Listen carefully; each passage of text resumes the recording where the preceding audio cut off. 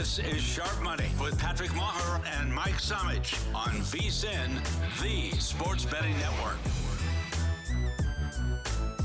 Okay, trick or treat, Samo. Sharp Money, VSiN, the Sports Betting Network on a Thursday, Week 9, which sounds crazy to say, the NFL. The numbers have baked. I want to start here. Mike Somich, I'm Patrick Maher. We've got our guy Michael Cohen producing. I want to start here for bettors. Understand it's Week 9. That means it's injury season. And whether it's a team like Baltimore, who's completely healthy, and we'll talk about them on a Thursday night, or your Miami Dolphins banged up 50-50 ball on Joe Flacco, and on. Mike, it's very important to always incorporate the perception that you think the team you're betting on may not be what you thought before the season started. Oh, 100%. I mean, obviously the Bengals are the easy one to point to. No Burrow. That completely changed the perception there. But you have other injuries they have to pay attention to. For instance, on the Atlanta Falcons, linebacker gets hurt. That makes a big difference on that defense. And so you've got the big injuries that are obvious, and then the smaller injuries that are very important but do not get nearly as much publicity that still have to be affected or have to be taken into account when you're looking at how they're affecting these lines. Yep, 100%. Let's jump into it. We got to make it quick today, so we will. 4:51, Chicago. We'll come back to Thursday to end the program. Chicago's at Cincinnati, Samo. You'll have the opener for me. It's now Chicago up to 2.5, 3 at a couple of shops, and 51 on the total, and that just comes down to Flacco or Browning. Yeah, look ahead here was Bears 1.5, total 48.5. Reopened Bears 2.5 with the total all the way to 51 or 51.5. We saw it get as high as 53 this week, but then the injury news comes out around Flacco. That's brought this total back down to 51. And the Browning versus Flacco thing is a real problem for me because Browning was good in 23. He was terrible this year. But he's now seen the recipe of how to move this offense. Just spam the ball to Jamar Chase. Don't even mess around. Just throw it to him quickly, get it out there, and see what you can do. That's opened up the running game as well for this team. So you got to kind of keep an eye on this as like, hey, can Browning replicate that or not? For me, I don't really want to bet on whether or not he can replicate that. What I do want to bet in this game is that the Cincinnati defense stinks. You can get the team total for Chicago at 23.5 in some spots. Let's go over that team total for Chicago, 23.5. I think they're going to have the ability to be able to put up points against a very bad Cincinnati defense, so let's look to the over. Yeah, I thought that was a debilitating, as you're kind of trying to keep your head above water, loss against the Jets in the fourth quarter. Chicago, on the other hand, you have a very hopeful Johnson with the quarterback Williams, the 2.5. I like it. We'll talk more about that one here in a bit. 4:53, San Francisco is at the Giants. So this one, Mike, I think the look ahead was 2.5, and it is painted 2.5 everywhere, and 48 on the total. Yeah, interesting here that the look ahead or the look ahead was 3, the open was 2.5, and we haven't moved off that 2.5 here. So just sitting at 2.5, despite the number of people that I've heard who like the Giants or the 49ers in this spot, and I kind of agree with the fact that we haven't gone to that full 3. This is a 49ers team that the defense just not the same with the injuries that we've seen to Bosa and to Warner. No pass rush whatsoever last week against Houston. That allowed Houston to be able to go and throw the ball over the field. We saw the good version of C.J. Stroud because the pressure just wasn't there despite not having Nico Collins or Kirk on the field for him. I kind of think the Giants, even without Neighbors, even without Scatterbo, able to move the football in this game. I'm going to play the over here, Patrick. You get a 48 in the market. I still like the over at 48.5. I think the Giants have success on the offensive side. I think San Francisco able to move the football as well as they start to get healthy, start to get pieces back. Jawan Jennings getting healthier, Kittle getting healthier. I think McCaffrey's in for a big game here. Give me the over in this spot at 48, 48.5. I like the over as well. We've seen the Giants, regardless of injuries, be involved in shootouts. The 49ers took a couple more hits on defense last week, a question up in the air, but the defense is starting to become just a mash unit as it has been. Their 2 best players done for the year, but the offense can score. I like that as well. 4:55, Atlanta, bipolarity. New England, I think Raheem Morris should be in the conversation to get let go. They're at New England. Michael's team, New England's very good, and they're laying 5.5. What do you got? I made this game 6. Okay. So I probably should be betting New England here. I am not going to do it. And the main reason is you are buying at the absolute peak value market on New England right now and the bottom value on Atlanta. And when you are in the NFL, betting the NFL, and you're in that situation where you are getting the lowest possible rating on one team and the highest possible on another, not generally a good time to bet the team that has that highest possible rating. Because of the movement I've made on both of these teams over the last 3-4 weeks, I don't want to go to the window because I'm worried I've overadjusted. And this Falcons team still has talent. We mentioned the injury at linebacker. DeMarcado, they lost there with the arm injury, broke his arm. That's a big-time loss for them. I'm sorry, Diablo broke his arm. So that was a big-time loss for them. And we have not seen the same version of this defense. They've got 5 players who are questionable in their starting defense as well. With the inability to know whether or not it's going to be Penix, with the inability to know whether or not Drake London's going to be out there, and the defensive injuries, I can't back Atlanta, but I also just don't want to back this inflated number this week on New England. Yeah, we're probably getting London back, probably getting Penix Jr. back, but there's too many questions as we started with the injuries. I will lay off that game. 457, Indy is at Pittsburgh, and this is going to be one of my bets. We talked about it on Sunday, Sharp Money. I think it's the exact replica of what we saw with this number with Green Bay, and I was so bullish on Green Bay. I've got Green Bay and Indianapolis point at each other like the meme. Pittsburgh's not a very good football team. If you could find a 2.5, I feel it's a gift. Yeah, this was one of the look-ahead games we bet last week. Got 1.5 on the look-ahead, and that number obviously not been available all week here. I love the 3 still. Like if you didn't bet the 1.5, don't worry, go bet the 3. This is a spot where I think the Colts should be 4.5 point favorites. I said last week the Packers should have been 5.5. I have the Colts 1 point worse than the Packers. I trust this Colts offense more than I trust the Packers offense. The problem, the defense not as good on the Colts side.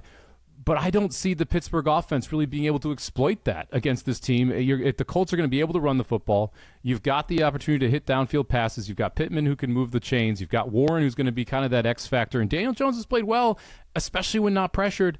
Pittsburgh's not pressuring anybody anymore. This vaunted defensive line is no longer vaunted. They're kind of haunted. They can't get things going.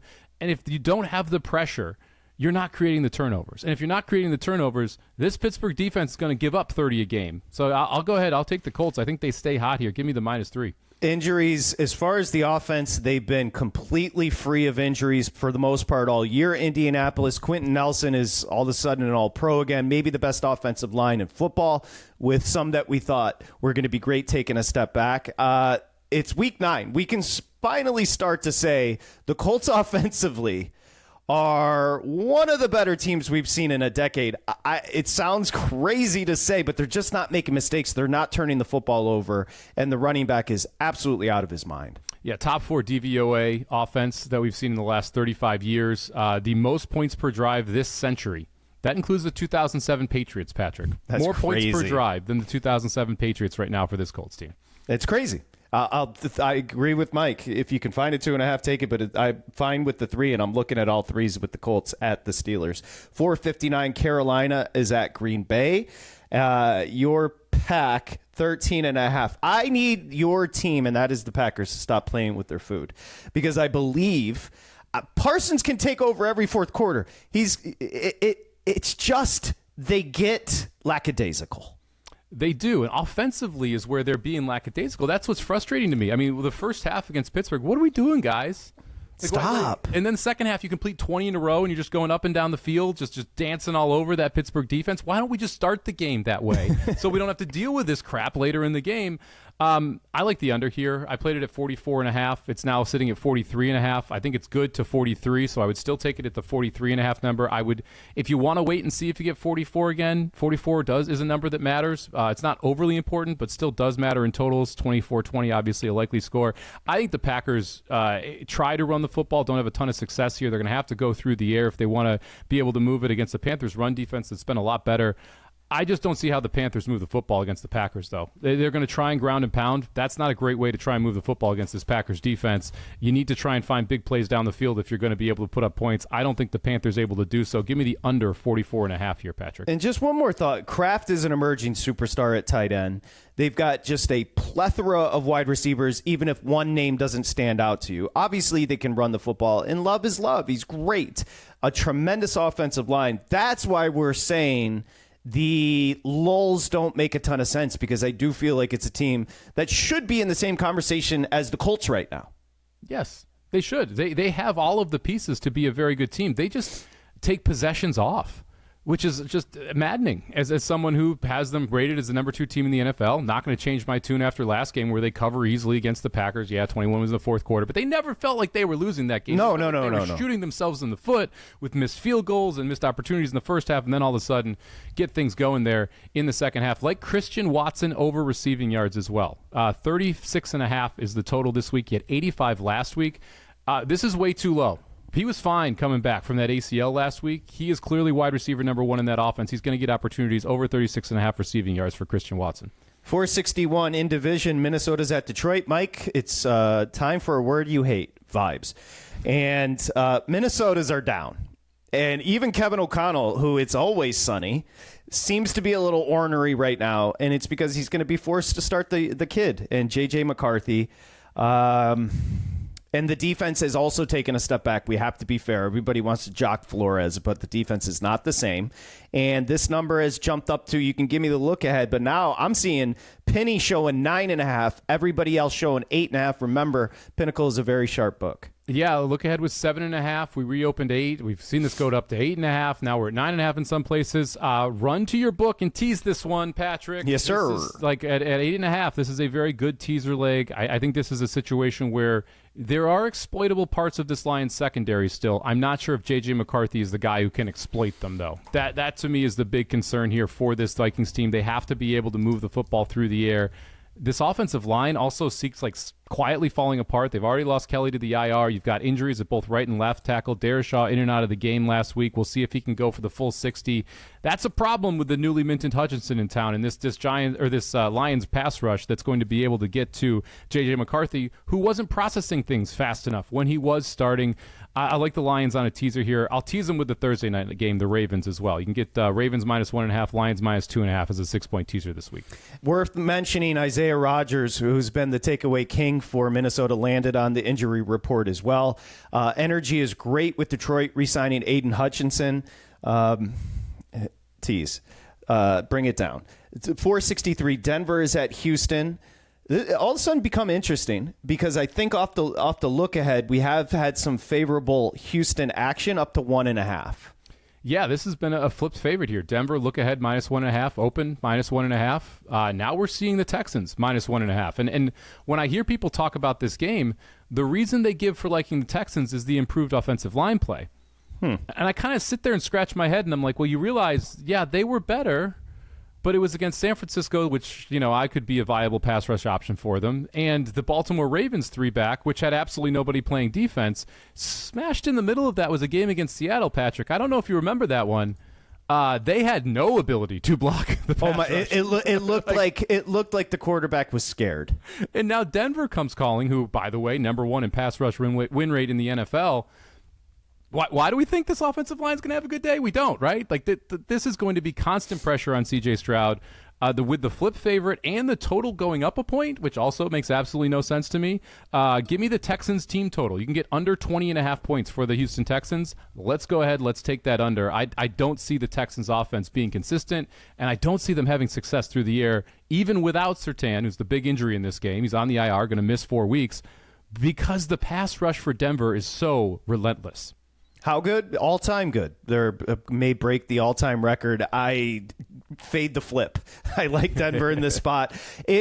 I give Stroud a lot of credit, and that was a misleading fourth quarter.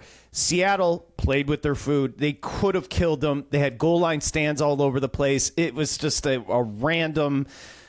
randomness on offense from Houston, who I think this Denver defense might even be better. That's without Surtain. So yeah, I'll take Denver catching the points. 465. The Chargers are at Tennessee, Mike, and the Chargers, I believe, well up off the look ahead. Penny showing 10, and everybody else is 9.5. Yeah, this is one that kind of got away from you if you wanted to play teasers. Look ahead, 7.5, open 8.5. We're out 9.5, 10, depending on where you're shopping now. This was one where I was looking at teasers. Obviously, that's outside of the teaser range now, so not going to be able to talk about putting this one on teasers here. It's Chargers or pass for me. This Chargers team seems to be getting better. We saw them with a little bit with Alt back at offensive line. We saw Herbert be able to sling it all over the place. I just don't know where the points come from the Titans. That's still my issue with this. And now you have Minter against a rookie quarterback. He's been able to scheme up these zone defenses. Who is a threat? on the Titans side. I don't see any offensive threats for them. The offensive line's still banged up. The defense a little banged up. It is. Chargers are pass for me, but I don't know if I'm going to get to the window here. Yeah, the Titans have a loaded injury report. We don't know who's in, who's out, something to monitor. What Mike's referencing is he's 100% right about those T's. Remember, if you're coming down with the T's, you have to go through the 7, 6, and 3. You don't stop at 3. So that's his reference there as far as coming down if you're coming down off the 10. 467 Jacksonville is at Las Vegas. This is a weird one. You'll give me the look ahead. If you want to bet Jacksonville, you can find a 2.5. If you want to take with Vegas, you can find a 3. Yeah, this look ahead was Jacksonville -3. Reopened Jacksonville -3. And the Raiders are the sharp side here. I keep hearing sharp bets coming in, group bets coming in on the Raiders. We saw a organized move to 2.5. We've now started to see some of those 3s repopulate here. That's because the public is coming in betting Jacksonville. The sharps are still looking at the Raiders side. Big injury news here is that Brock Bowers is back. He is supposed to be 100%. He makes a hell of a difference for this offense on the Raiders side. I don't love this Raiders team. I don't love this Jags team either, Patrick. It's Raiders are pass for me, especially if you can get the 3. Yeah, I'm on the over here. You mentioned Bowers, and he has had an impact on the number because he is their offense, but also Jacoby Myers is going to play. I think you're going to see points in Vegas on the carpet. I like the over there. I don't like Jacksonville. I don't like them as a team. I would agree with you. And sometimes the perception is thrown off by what we see in primetime. They beat a Chiefs team who we all agree, but that was... let's be careful. They were living off turnovers on the defensive side. Correct. That's why their rating was so high. Those turnovers don't show up. All of a sudden, this is a very average football team at best, and I'm notoriously not a Trevor Lawrence guy. I don't see why that immediately changes. Now, Geno Smith doesn't mind throwing an interception every now and then. So this is it's a spot where you could see the Jags get a couple of those. But if Geno Smith plays to the way that he did last year, I do think the Raiders have the advantage in this game. Next up, New Orleans. I think a downgrade at quarterback going from Rattler to Shuck. I would say that right off the jump, 469. If you've watched the two play, I think Rattler's more of a professional right now. 469. New Orleans is at the Rams. Puka's back, healthy. It's 14 and a half, and I think that's jumped up from the opener there on the Rams. Yeah, look ahead 12, opener 12 and a half, all the way up to 14 and a half in some places. I'm not going to bet this game, Patrick. No. I mean, I agree with the move. Like, I think it should be a 14 here. I don't really want to back Shuck on the road facing a Rams team off a bye with a good defensive line. Another one where I just don't see the weapons being able to go out there and play well. I agree with you as well. I think that Shuck is a downgrade. I don't think there's any way. Rattler was playing. He wasn't good. Fine. Okay? But he was better than expectation outside of 2 games where he turned the football over. But he protected the ball pretty well outside of those. Saints are now clearly in that bottom tier with the Titans, but I'm not looking to lay 14 here. Saints, injuries-wise, are completely healthy. That's why I have to stay away from this. They're going to go in, be spirited. 14's a lot. That's obviously a key number. I'll stay away, though I do believe in the Rams long-term. 471 Kansas City's at Buffalo. This is going to be one of my plays. Although it is getting steamed away from where I was going, I gave it to Michael at 2.5, and I'm seeing Penny at 1 with Kansas City laying it, and FanDuel 1.5, DraftKings 2.5, to give you an idea of a difference in the market. I love Kansas City in this spot. I am not a believer in Buffalo specifically on defense. Yeah, this is one of those interesting games where you do have a pretty vast wide range of spreads available, as you mentioned, 1.5 to 2.5. I have Kansas City as a 2-point favorite in this game. I was dead on the number according to my power ratings. I don't really want to jump in here. I don't want to play teasers with Buffalo and take them up. I do think there's a world where Kansas City blows them out. I also don't really want to lay it with Kansas City when I'm so close to the number. If this ever got Kansas City -3, I'd be on Buffalo. If I ever got like a -110 money line, give me Kansas City. But I think this number is correct. I think this is going to be a phenomenal football game. I'm excited to see what Buffalo has because I think we've kind of seen who Kansas City is going to be. We have yet to see the full version of Buffalo, and this is the opportunity for them to show us who they are. Mike, the Kansas City Chiefs offensive bag continues to open up. Rashee Rice is running the football. Xavier Worthy is running the football. That clears out space, obviously, for Kelsey. And then on the other side, Jahmyr Gibbs ran for 3 yards a pop. Genty, 3.5, your boy. Washington couldn't run the ball. That's my concern if you're playing Kansas City right now. If you want to run the football, you're not going to be able to do it. You're going to have to beat them through the air. You're going to have to outscore them. Since those receivers have come back, they're scoring well over 30 points a game. I've got them much better. I've got them closer to 3.5 over Buffalo. I'm going to lay the point and a half right now. 470. Yeah. Go ahead, please. Only concern for me is Pacheco out. Pacheco, as much as I made fun of him early in the season, he has looked a lot better since the first 4 games. He's going to miss this one. Brashad Smith, going to be interesting to see how he's utilized, but it feels like it's going to be Hunt, who is running back 1. And this Buffalo team, gettable on the ground, I wish it was more than Hunt, right? That to me is a little bit something that's left to be desired on this Chiefs offense. Hey, who needs a running back when you have Patrick Mahomes, who all of a sudden has become one of the better running? And I mean that. He's spry. He looks quicker. He really does. And he looks more focused on, hey, I'm just going to take off here, which is interesting because he's picking up first downs when he decides to run. 473, that's your night game on Sunday evening, and that is Seattle at Washington. Respect for Seattle here, correct? Because it's 3 everywhere now. Injuries. McLaurin is out. 2 offensive linemen out. And McLaurin, we saw even the difference with Mariota in there with 2 big catches against Kansas City. He is just such an X factor on offense, even with Jaden Daniels coming back.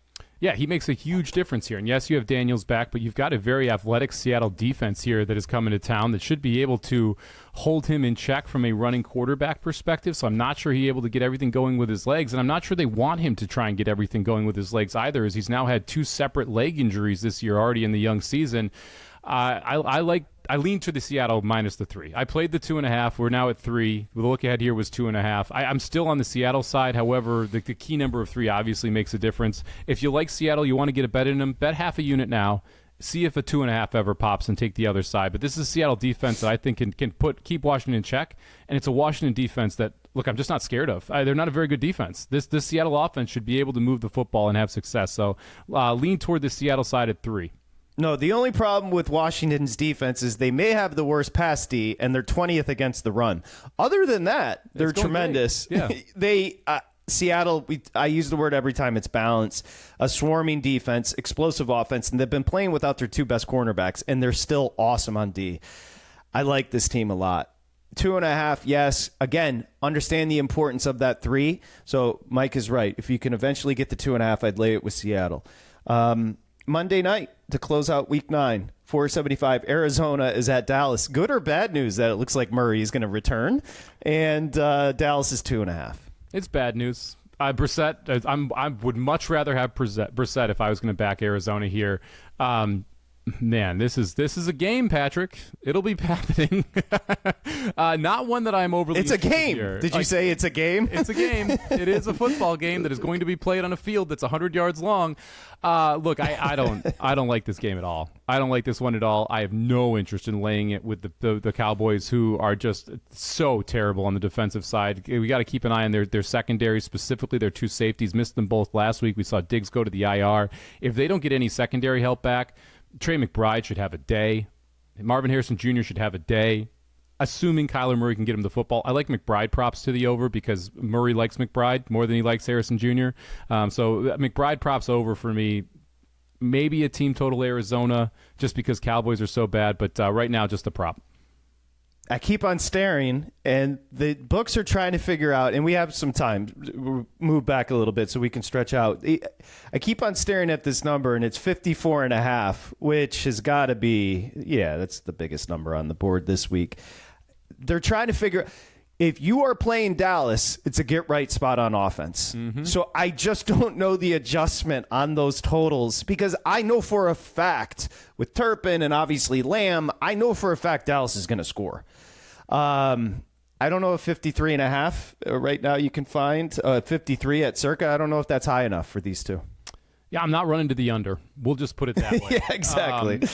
To me, this is one of those where, like, look, I don't have any full confidence in anything. I'm not like running to the window to bet this game.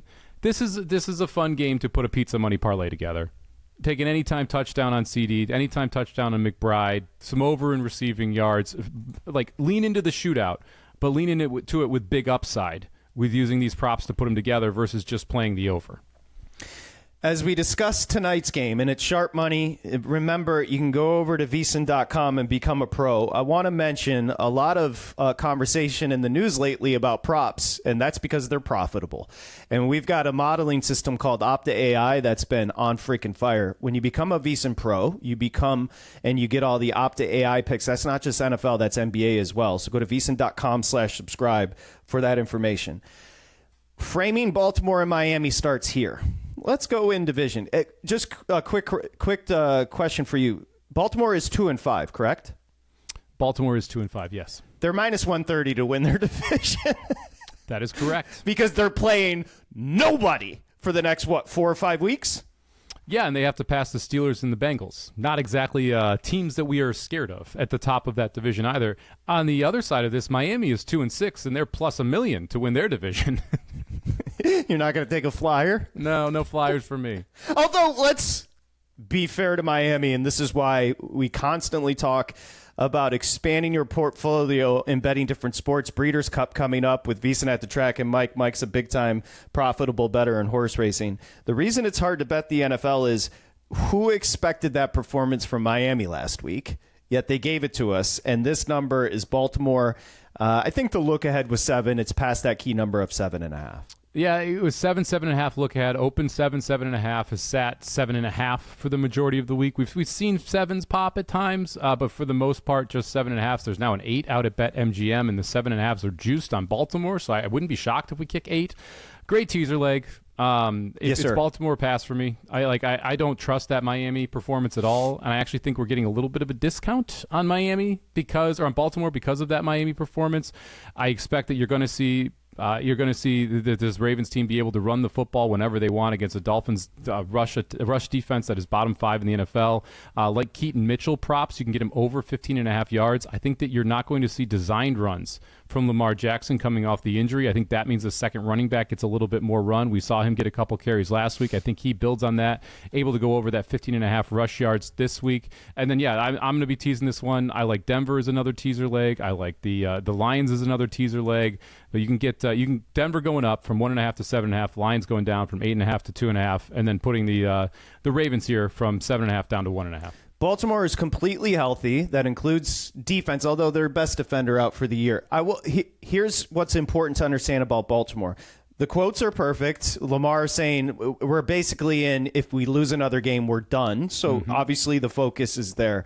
And then secondly, they're on bye, watching the Steelers lose and watching the Bengals lose in dramatic fashion. That only kind of just look, all we have to do is, we have to take care of our business.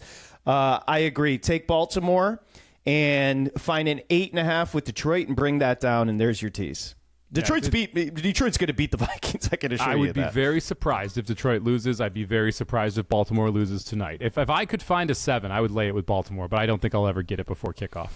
And you think as you and I were talking, DraftKings goes Baltimore 130. You think that's correct pricing on the Ravens in division?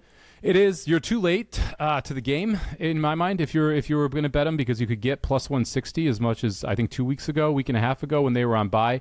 I think if you want to bet Baltimore now, you go and you bet them to win the Super Bowl, or you bet them to win the conference. You can get 10-1 to win the AFC. You can get 20-1 to win the Super Bowl. I would rather play on the far side of the bell curve, because if they make the playoffs, that means they've ripped off 9 of the last 10. That means that they have everybody healthy and they're playing good football, because that's what's going to take to get there.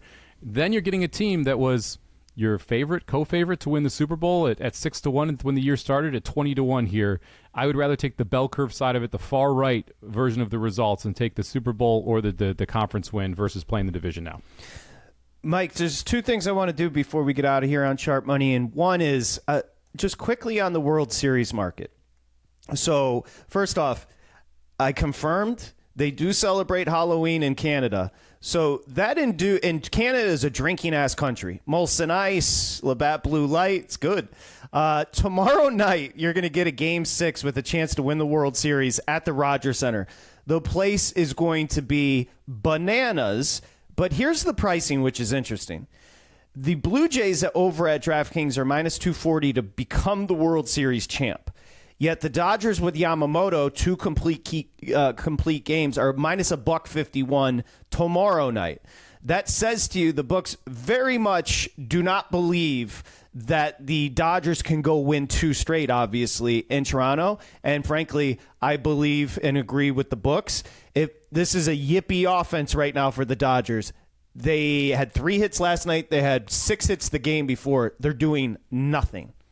Every single batter struck out last night for the Dodgers. 12! Every single batter. 12 Ks for Savage. He absolutely dominated that Dodgers lineup. I think yippee is the right word. Look, when we entered this series, I think no one expected we'd be talking about how the bats for the Dodgers were the problem, right? We talked about how you got to hit if you're the Blue Jays because of the starting pitching and the bad bullpen for the Dodgers. You got to be putting up 5-6 runs a game. That's what they've done. I thought they were going to be winning games 6-4. 5-4, not 6-1, like 6-2. I thought the Dodgers offense was the most reliable unit that we had here, and it's been a struggle. I think it's going to be tough for them to win 2 up in Toronto. But I would love a Game 7. I think that would just be absolute theater. Give me Game 7. Well, Mike does have a good number on the Dodgers now. I do, yeah. I just got to decide what I'm going to do with this. I haven't bet back yet. I kind of think I'm going to let Game 6 roll and then see what price I can get on the Game 7. The blowouts have been in Toronto's favor. 11-4 Game 1, 6-2 in Game 4. A dominance last night from a kid that started the year in A-ball. Single A. He had 13 innings pitched before the postseason. Unbelievable. And Mookie's playing great short. He is an automatic out. This is a bitter Dodgers better. And then before we go, the biggest weekend for sports, for horse racing handicappers and bettors is coming up at Del Mar, and that is the Breeders' Cup. The best coverage you're going to find is VSiN at the Track with Somich and Halterman. You can download that wherever you get your podcasts. The plays are there. Very important because it's a tricky card to bet both Friday and Saturday. This is unlike a very domestic feel, which is the Triple Crown. This is global. You've got O'Brien from Ireland, Appleby from England, shipping in horses to Del Mar. It's a great event.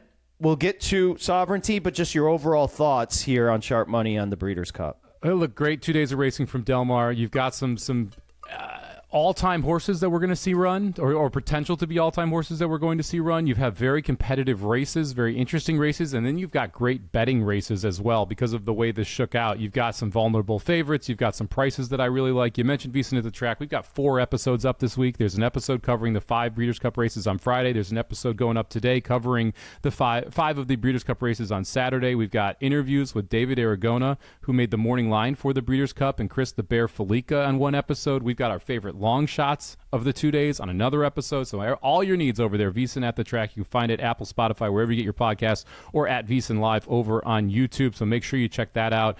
I can't wait for this weekend, man. This is as excited as I've been for a Breeders' Cup in a while, just because I think there's a lot of great betting opportunities. I haven't got an invite for VSiN at the Track, one. And then secondly, the one sports podcast I do, mostly I'm listening to podcasts about Benjamin Harrison.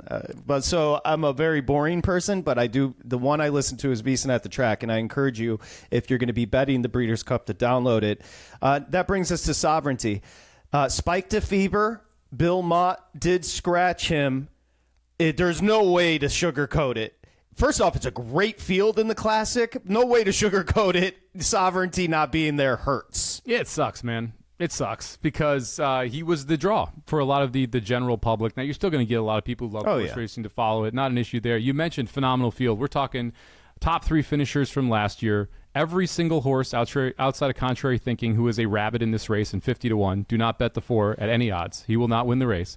Every other one of the 8 horses has won a Grade 1 in the last 2 races that they ran. Every single one of the horses, their last buyer in America when they crossed the finish line was 100 or better. It's crazy. Just a huge race. You can go a lot of different directions.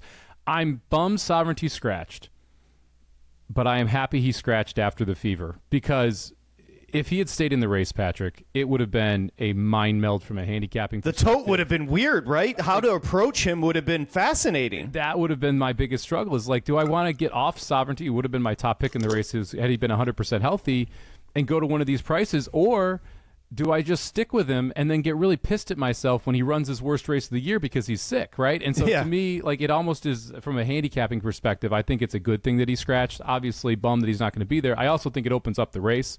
Give me the number 10 Antiquarian, 10-1 on the morning line as your winner. Won a grade 1 last time out in the Jockey Gold Cup, beat Sierra Leone in that race. He's been getting better every single race this year. 4-year-old, late in the season, Todd Pletcher's third horse in the race. We'll go Antiquarian 10-1 on the outside. That's a little freebie. You can get the exotics over on VSiN at the track. I'll say this. Del Mar can be a tricky track. And correct me if I'm wrong, but journalism, that is his home track. Yes. He's finally had a little bit of a break. Yep. Well, what's he going to go off at? Journalism, 6-1, somewhere in that range. Let me say this. Do I have to bet Sierra Leone? I don't want to bet Sierra Leone. I don't want to do anything in life. I don't want to either. I don't love that horse. He's going to be included in my multi-race bets, but he's not going to be on a win ticket for me. Here's the interesting part, Patrick. You mentioned that, right?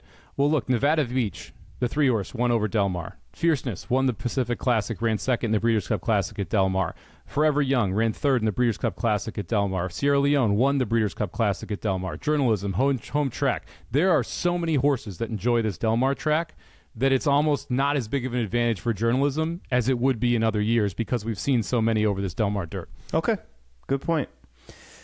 I'm excited. You'll be getting a lot of texts because you got to fill in some of the blanks for me. All right, so before we say goodbye, remember, injury season, we can only tell you so much on a Thursday edition of Sharp Money.